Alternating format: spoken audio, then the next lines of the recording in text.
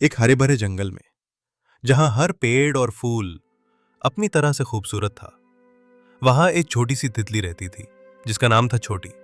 छोटी बहुत ही खुश मिजाज और चंचल थी।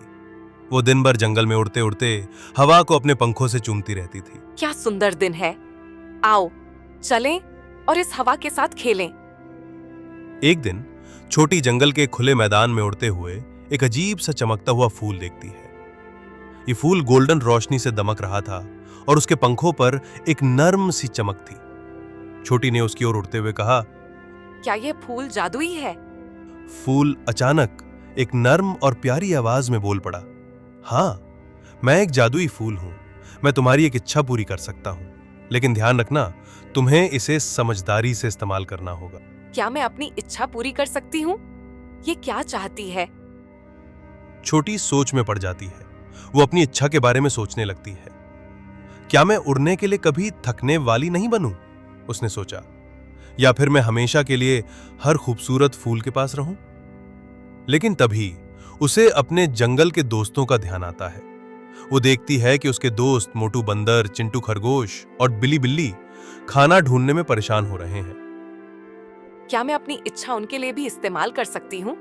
छोटी ने फूल की ओर देखा और कहा, मैं चाहती हूं कि मेरे सभी दोस्त हमेशा खुश रहें और उनके पास कभी भी खाने के लिए कुछ कम ना हो।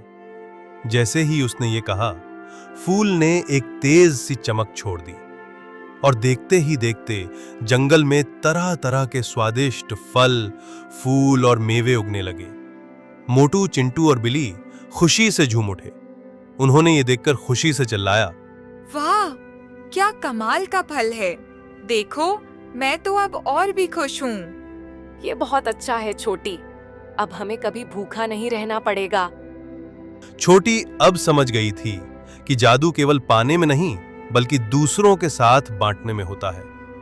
वो सारे जंगल के जानवरों को ये स्वादिष्ट फल देने लगी। छोटे से लेकर बड़े तक हर किसी को खुश देखकर छोटी का दिल खुश हो गया।